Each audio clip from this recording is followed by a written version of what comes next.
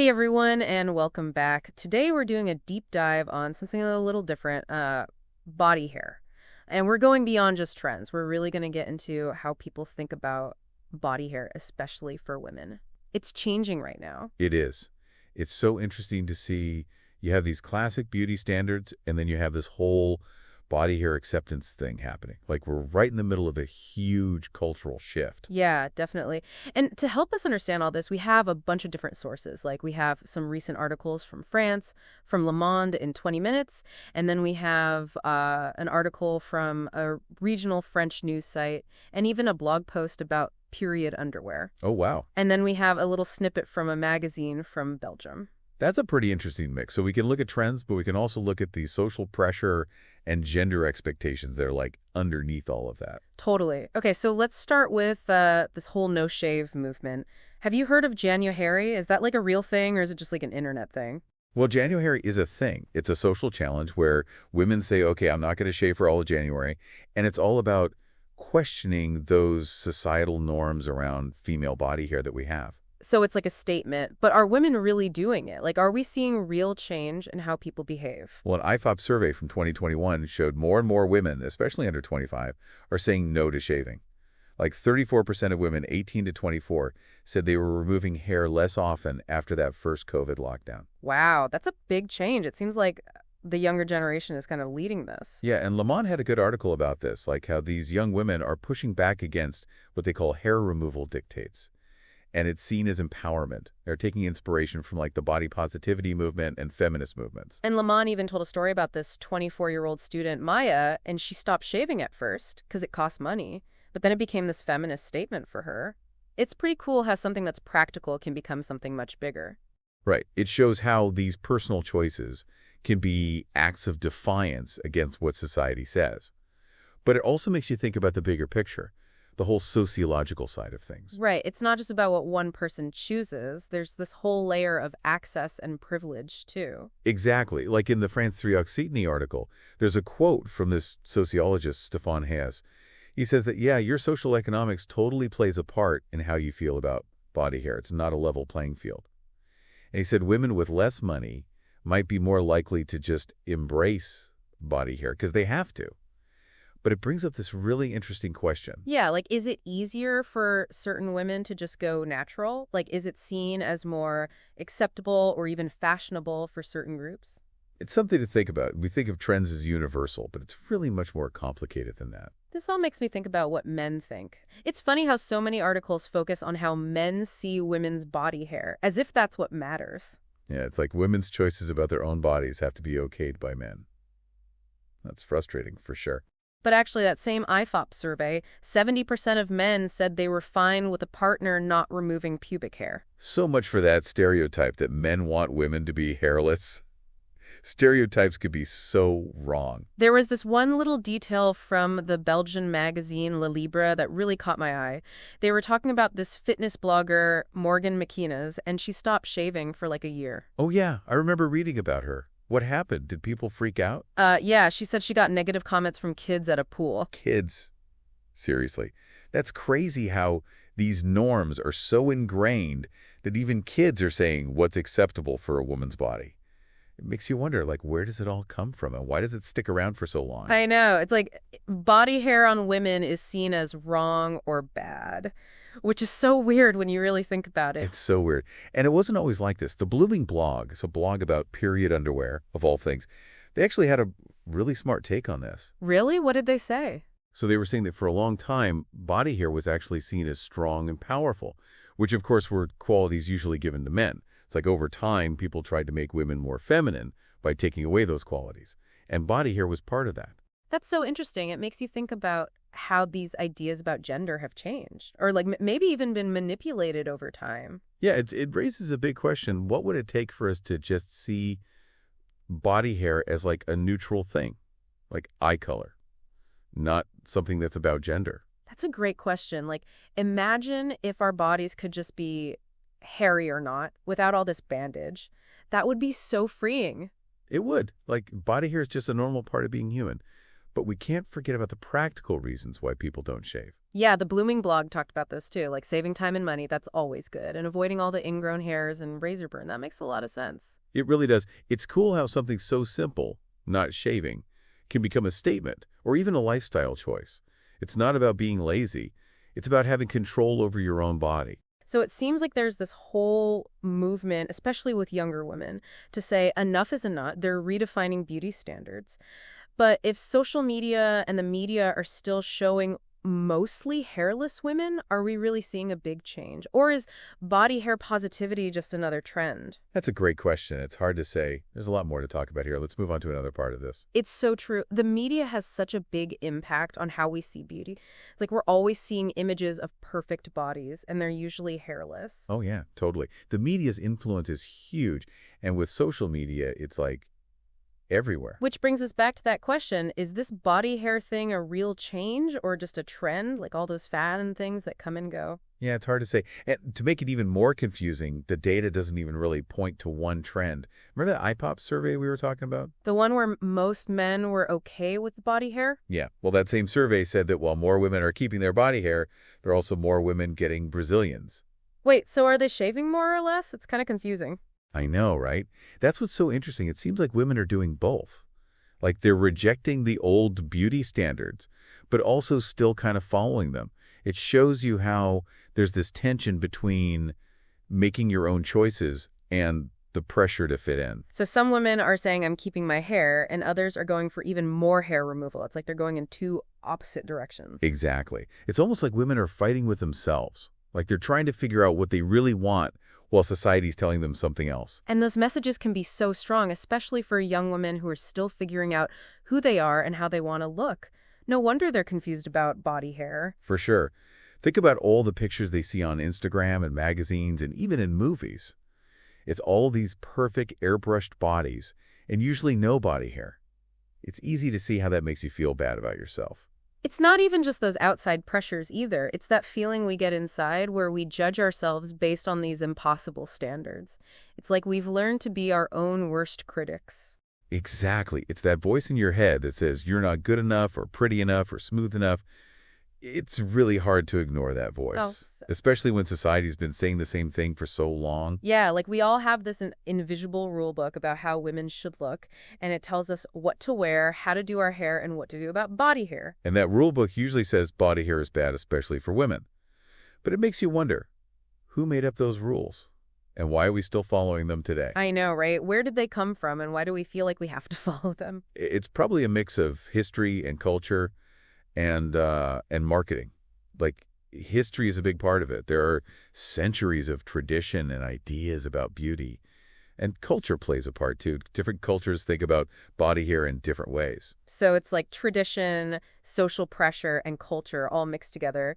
But you mentioned marketing. What do you mean by that? Well, think about it. The whole beauty industry makes money by making women feel bad about how they look.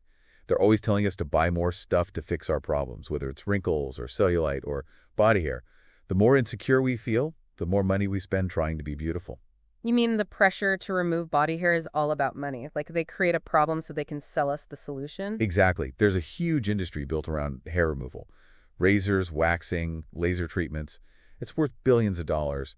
And it all depends on us feeling like we have to get rid of our body hair. It's actually kind of sad when you think about it. Like we're being tricked into spending our money on something we don't need, and that could even be bad for us. Yeah, and we get so focused on how things look that we forget about our health.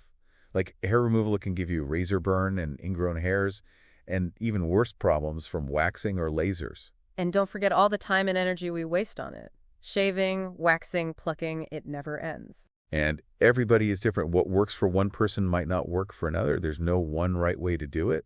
And we need to remember that it could be risky. So what do we do? Are we stuck with these beauty standards forever? Or can we ever get to a place where we can just accept our bodies the way they are, with hair? No, I don't think it's hopeless. I think things are actually changing. The fact that we're even talking about it is a good sign. That's good to hear. But what needs to happen for body hair acceptance to be more normal and not just like this small group of people? Well, one thing is we need to see more different types of women in the media, like women with body hair in magazines, on TV, in movies, and on social media. We need to see it as normal for women to be beautiful with or without body hair. It's like we've been trained to think that being hairless is what makes a woman beautiful. It's so deep in our culture, it's almost automatic. You're so right. And it's going to take work to change that. We have to start seeing body hair as a normal part of being a woman, not something to hide or be ashamed of. It's like we need to completely change how we understand beauty. We need to find a new definition that's not so narrow and outdated. And it's not just about beauty. It's about how we see gender and how that connects to body hair. Like, why is it okay for men to be hairy, but for women, it's like a big deal? It goes back to those double standards we were talking about. Men can be hairy, women can't. It's like we're judging women by a different standard, and it's not fair. Exactly. We need to challenge those double standards. We have to ask ourselves why we think this way. And it's not just about body hair, it's all the ways that women are pressured to look a certain way, be thinner, smoother, younger.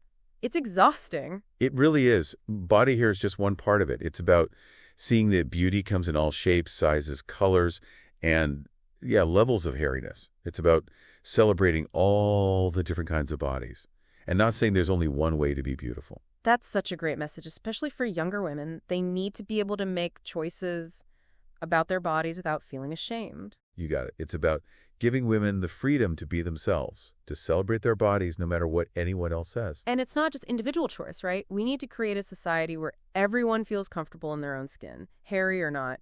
We need to challenge those beauty standards and make space for all bodies. Absolutely. We need to change the story we tell ourselves about beauty and create a world where body hair is normal.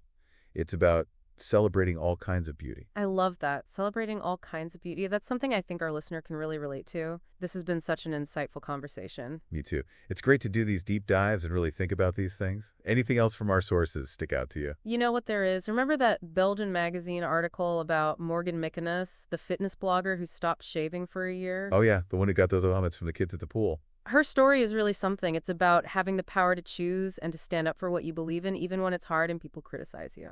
Yeah, she was definitely trying to make a point, not just for herself, but for all women. She showed that it's okay to question things and be yourself, even if it makes people uncomfortable. And people were really harsh on her, but she didn't care. She stayed true to herself. I know, it's so inspiring. She was willing to be vulnerable and put herself out there. She really challenged the way we think about beauty and being a woman. It also makes me think about the difference between generations. Like, younger women seem more okay with body hair than older women. Yeah, that makes sense. Think about it. Older generations grew up when hair removal was super strict, especially for women. It was seen as being clean and respectable. So for them, not shaving is like a rebellious thing, like they're breaking a rule. Exactly.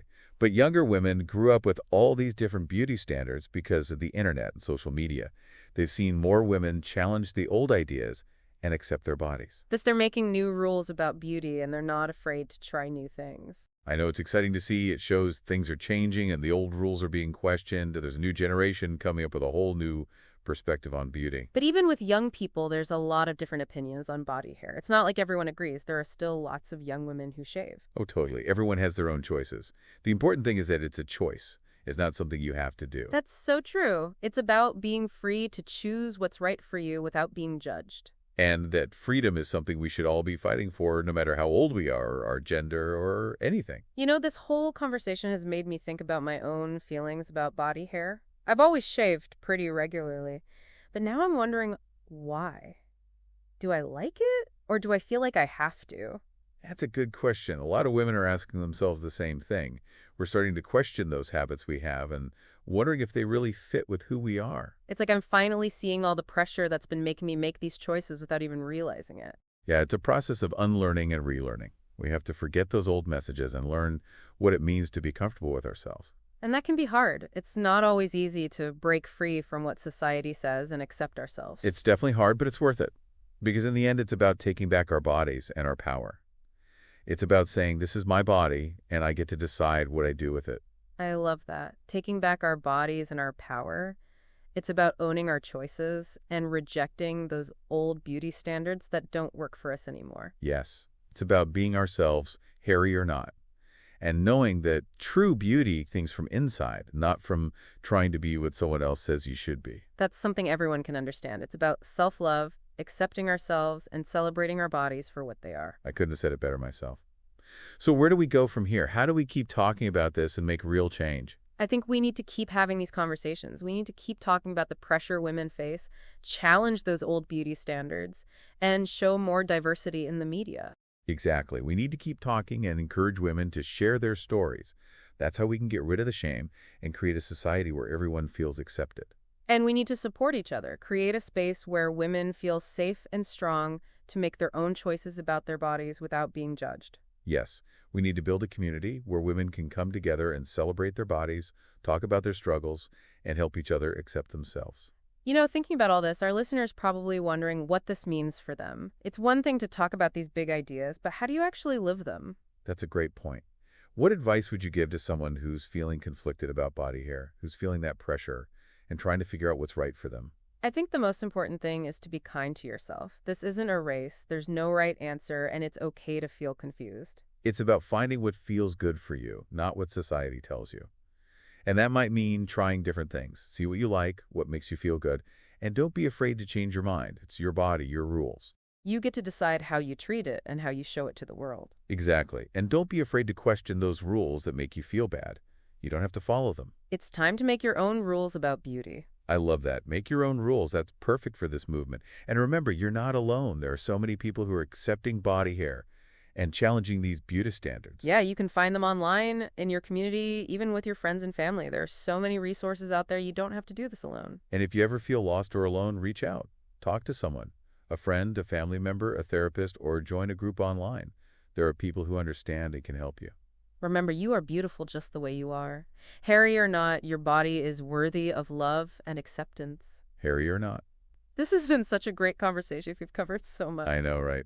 It's always so interesting to talk about these social issues and how they affect our lives. I think our listener has gotten a lot out of this. We've talked about the history of body hair, what the media does, what it means for people and for society, and why it's important to challenge these old beauty standards. And we talked about the tension between what society says and what we choose, how powerful personal stories are, like Morgan McInnes's story, and how important it is to make our own rules about beauty. And most importantly, we've encouraged our listener to think about their own feelings about body hair and to embrace the diversity of all bodies. It's been a really thought-provoking conversation. It really has. But before we finish, I want to leave our listener with one last thought. Oh, what is it?